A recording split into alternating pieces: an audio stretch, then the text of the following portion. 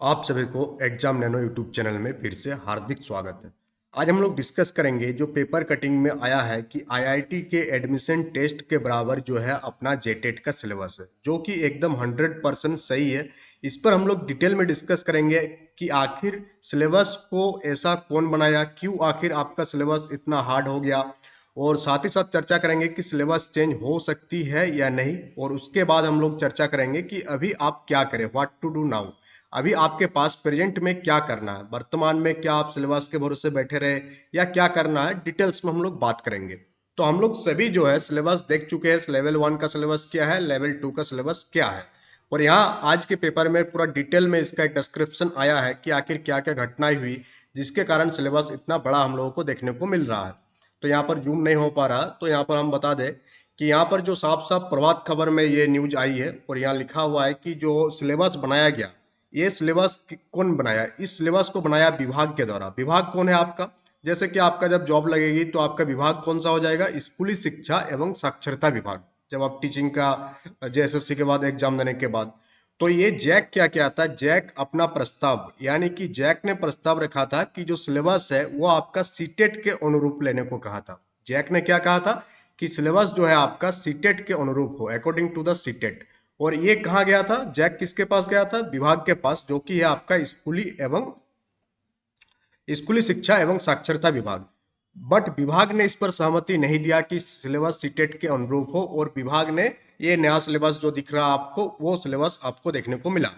यहाँ पर जैक अध्यक्ष जो है अभी अनिल महतो का क्या कहना है कि सिलेबस नियमावली के प्रावधान के अनुरूप राज्य के विभिन्न विश्वविद्यालय के शिक्षकों के द्वारा तैयार किया गया है। यानी कि ये जो आपका सिलेबस बनकर आया है, इस सिलेबस को कौन बनाया है, हम लोगों का जो यूनिवर्सिटीज है, रांची यूनिवर्सिटी हो गया, विनोबा भावे हो गया, इन सारी यूनिवर्सिटीज के जो शिक्षक है उनके द्वारा तैयार किया गया।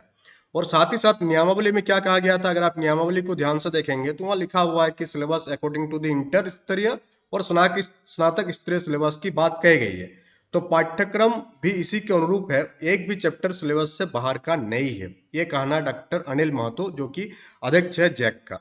तो इनका बात से तो साफ साफ पता चल रहा है कि सिलेबस चेंज करने के मूड में मैं भी नहीं है, क्योंकि ये तो कह रहे हैं कि जितने भी सिलेबस आपको दिया गया है ये अकॉर्डिंग टू द जो नियमावली था जेटेट का उसके अनुरूप है, और एक भी चैप्टर जो है वो सिलेबस से बाहर का नहीं है। यानी कि इनका कहना है कि नियमावली में कहा क्या गया था कि आपका जो 1 to 5 वाला का होगा वो आपका इंटर लेवल का होगा, और जो आपका 6 to 8 वालों का होगा वो क्या होगा, आपका ग्रेजुएट लेवल का आपका देखने को मिलेगा, जो कि उसी के अनुरूप सिलेबस को बनाया गया है। ये कहना है कि किसका, जैक के जो अध्यक्ष है उनका कहना है।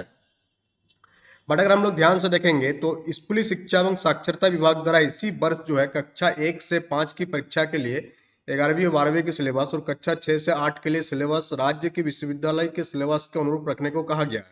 आप परीक्षा को लेकर जारी सिलेबस का अभ्यर्थी क्या कर रहे हैं, विरोध कर रहे हैं। कक्षा 6 से 8 में विज्ञान शिक्षक की परीक्षा में गणित, भौतिकी और रसायन का सिलेबस जो है आपका आईआईटी दिल्ली का जो जेएम का सिलेबस होता है, joint admission test IIT JAM, उसी के सिलेबस को रखा गया है। जारी अधिकतर टॉपिक आईआईटी दिल्ली के टेस्ट के लिए है। तो यहाँ पर बात यहाँ पर आ जाती है कि सिलेबस को, ये जैक अध्यक्षों का कहना है कि syllabus according to the university के सिलेबस के अकॉर्डिंग है, कोई भी टॉपिक सिलेबस के बाहर का नहीं है। बट आप अगर ध्यान से देखेंगे तो कोई भी ऐसा स्टेट नहीं है अपना पूरा भारत में जिसका टेट का सिलेबस इस प्रकार के है। यानी सीटेट समेत किसी भी राज्य में ऐसा प्रावधान नहीं है। और ये सही भी बात है कि कोई भी स्टेट का आप टेट का सिलेबस उठा के देख लीजिए और झारखंड टेट का सिलेबस उठा कर देख लीजिए, दोनों में आकाश जमीन का अंतर है। क्योंकि ये टेट लेवल का एग्जाम है, यहाँ पर इस टाइप के जो टॉपिक जनरली नहीं पढ़ाया जाता है। और एक क्या बात यहाँ टॉपिक उठ रही है कि जो 1 to 5 का सिलेबस है उसमें जो मैथ का पोर्शन है उसमें आपका कैलकुलस दे दिया गया है, जो कि पूरा का पूरा क्या 12 में जो लोग साइंस पढ़े हैं उनके लिए तो आसान हो सकता है।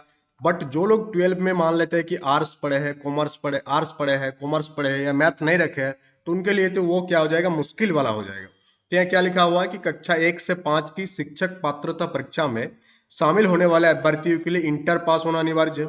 कक्षा 1 से 5 में गणित की भी परीक्षा होती है। कक्षा 1 से 5 में सिलेबस इंटर स्तरीय होने के कारण गणित में 11वीं व 12वीं के सिलेबस से गणित के प्रश्न पूछे जाएंगे। अब क्वेश्चन ये आता है कि कला व वाणिज्य से इंटर पढ़ने वाले कैसे सवालों के जवाब देंगे, क्योंकि इंटर स्तरीय गणित की पढ़ाई उन्होंने कभी किया ही नहीं है। अब इंटर कला के विद्यार्थी कैलकुलस व प्रोबेबिलिटी के सवाल कैसे हल कर सकेंगे, ये एक बड़ा सवाल है कि ये कैसे हल कर सकेंगे, क्योंकि इंटर आर्ट्स वाले और कॉमर्स वाले तो पढ़े ही नहीं। तो इस हिसाब से अगर देखा जाए तो सिलेबस चेंज करना चाहिए, क्योंकि ऐसा टॉपिक आपको देना चाहिए जो पहले पढ़े होंगे, कॉमन होना चाहिए। क्योंकि आप एग्जाम ले रहे हैं 1 to 5 वालों के लिए जेटेट का। और फिर हम लोग क्या देखेंगे कि अब तक का प्रावधान क्या है। तो राज्य में अब तक कक्षा 1 से 5 के लिए होने वाली परीक्षा का प्रश्न राज्य सरकार द्वारा अनुमोदित पाठ्यक्रम के तहत कक्षा 1 से 5 के सिलेबस पर आधारित होगा, पर इसकी कठिनाई के स्तर मैट्रिक या समकक्ष होगा। अब तक प्रावधान वही कक्षा 6 से 8 की परीक्षा के लिए प्रश्न राज्य सरकार द्वारा अनुमोदित पाठ्यक्रम के अंतर्गत कक्षा 6 से 8 के सिलेबस पर कठिनाई स्तर +2 होगा। ये अब तक का प्रावधान था, यानी 2016 में जो जेटेट हुआ था वहाँ का सिलेबस काफी अच्छा था, जो कि अकॉर्डिंग टू दी बाकी स्टेट के सिलेबस या सीटेट के सिलेबस के अनुरूप था। बट यहाँ पर आपका बदलाव कर दिया गया, जो आज हम लोगों को यहाँ पर देखने को मिल रही है। तो इतना सारा डिटेल डिस्कशन करने के बाद हम लोगों ने क्या कर सकते हैं, व्हाट टू डू नाउ, कि अभी 1-2 दिन आप इंतजार कर सकते हैं कि हाँ सिलेबस चेंज होगा या नहीं होगा। वो 1-2 दिन में एकदम कंफर्म क्लियर हो जाएगा। जैक अध्यक्ष का स्टेटमेंट से तो लग नहीं रहा कि सिलेबस यहाँ पर चेंज होगा, बट मास लेवल पर कंप्लेन गया है और ये हाईलाइट भी हो रही है। आज प्रभात खबर में ये आया, डिफरेंट डिफरेंट न्यूज पेपर में ये देखने को मिल रही है। तो इसको संज्ञान में जरूर लिया जाएगा और चेंज हो सकती है। हम 100% कंफर्मेशन के साथ नहीं कह सकते, क्योंकि झारखंड में कभी भी कुछ भी होता है। बट अभी आपके पास क्या करना है, आपको क्या करना है, तो आपको करना क्या है कि वह सारे टॉपिक जो चेंज होने के बाद भी आपका कॉमन देखने को मिलेगी। जैसे कि आपका सीडीपी का टॉपिक जो तो ठीक ठाक है, तो सीडीपी का टॉपिक कॉमन देखने को मिलेगी। हिंदी इंग्लिश का जो ग्रामर वाला टॉपिक है ये भी आपको क्या देखने को मिलेगी, ये भी आपको कॉमन देखने को मिलेगी। तो इन सारे टॉपिक को आप क्या कर सकते हैं, अभी कंप्लीट कर सकते हैं ये सप्ताह, सो दैट जब नया सिलेबस बाई चांस अगर आ जाता है तो उस टाइम आप फिर से कर सकते हैं। बट हम तो बोलेंगे कि आपको जो सिलेबस दिया गया है इसके अकॉर्डिंग पढ़ाई आप स्टार्ट कर दीजिए, क्योंकि बाई चांस अगर सिलेबस चेंज नहीं होता है तो फिर आपको इसी सिलेबस के साथ एग्जाम देना होगा और उस टाइम आपको बहुत ज़्यादा दिक्कत फेस करनी पड़ेगी। इसलिए आप टाइम वेस्ट मत कीजिए, टाइम बर्बाद मत कीजिए, टाइम का यूटिलाइज कीजिए सही ढंग से। सो दैट जैसे यहाँ टेंस वाला पार्ट हो गया, जैसे इंग्लिश में टेंस हो गया, वॉइस हो गया, लेवल 1 का नरेशन हो गया, ये सारा टॉपिक तो पूछा ही जाएगा भले ये सिलेबस चेंज हो या ना हो। तो ये सब टॉपिक आप क्लियर करके रख सकते हैं, पूरा सीडीपी को कंप्लीट करके रख सकते हैं। यहाँ से आप अलजेब्रा वाला पार्ट, कोऑर्डिनेट ज्योमेट्री वाला पार्ट जो क्लास 10th में है, प्रोबेबिलिटी वाला पार्ट आप कंप्लीट करके रख सकते हैं क्लास 10th लेवल तक का, और जनरल स्टडीज वाला पार्ट। तो अगर हम लोग बात करें कि अगर आप जेटेट एग्जाम की तैयारी कर रहे हैं तो आप एग्जाम नोन एप्लीकेशन को डाउनलोड कर सकते हैं। वहाँ पर भी हम लोग बैचेस रन करा रहे हैं, उन बैचेस से आपको हेल्प मिलेगी आपके प्रिपरेशन में। टेस्ट सीरीज भी हम लोग लॉन्च किए हैं। साइंस एंड मैथ का हम लोग लॉन्च नहीं किया है, बाकी सोशल साइंस और पेपर 1 का आपको देखने को मिलेगा। तो एग्जाम नोन एप्लीकेशन को आप डाउनलोड कर लीजिएगा, वहाँ से आप बैचेस को एक्सेस कर सकते हैं।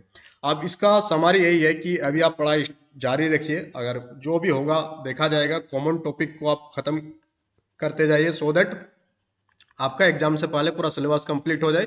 हाँ, और एक चीज़ है कि 100% के भरोसों में मत बैठे रहिएगा कि आप 100% सिलेबस कंप्लीट करेंगे तो आपका नहीं हो पाएगा। इसमें हम लोग क्या करने की कोशिश करें कि सेक्शन वाइज उतना सारी चीज़ों कराने की, जिससे आप क्या हो, आपका टेट एग्जाम क्वालिफाई हो जाए। क्योंकि कंपटीशन ये आपका जॉब तो देने से रही, आपको सिर्फ और सिर्फ क्वालिफाई होना है। तो क्वालिफाई होने के लिए पूरा का पूरा 100% कन्फर्म करने की कोई जरूरत नहीं। हर एक सेक्शन से आपको एटलीस्ट 80% तक का सिलेबस अगर आपका कंप्लीट हो जाता है तो भी आप आराम से क्वालिफाई कर जाएंगे। तो यहाँ पर क्वालिफाई करना मेन मुद्दा है। बाकी अगर आप चाहेंगे, कोशिश करेंगे कि हम पूरा का पूरा सिलेबस को कंप्लीट करेंगे, तो वो पॉसिबल है नहीं। इतना कम समय में पूरा सिलेबस कंप्लीट होगा भी नहीं और आप उलझ जाएंगे चीज़ों में। तो उलझना नहीं है, टॉपिक वाइज आपको देखना है कि हाँ कौन सा टॉपिक में आपको पकड़ ज़्यादा है, उसी टॉपिक को आपको कवर करना है। और बाकी टॉपिक को आप क्या कर सकते हैं, स्किप कर सकते हैं। कुछ कुछ टॉपिक को, सारा नहीं, कुछ कुछ टॉपिक को, एटलीस्ट 10 to 15% टॉपिक को आप स्किप करके भी आप क्वालिफाई कर सकते हैं। ये मेरा अपना राय है, आपका जो राय है आप अपने हिसाब से कर सकते हैं। चलिए मिलते हैं हम लोग नेक्स्ट सेशन में। Thank you for attending the session.